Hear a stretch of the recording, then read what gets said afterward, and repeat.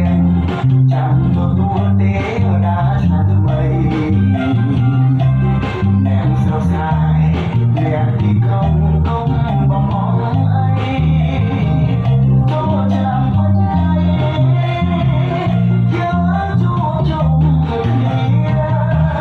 សូមជួបបងជ័យបងសុខសួស្តីអត់ឆ្នាំចាំឡាឆ្នាំថ្មីគ្មានអ្វីរលា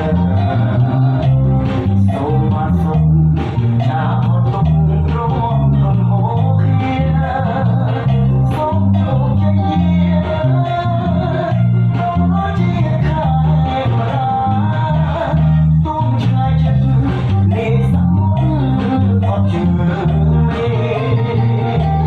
ឆ្ងាយអាណៃដូចនឹងចេញគៀបកិន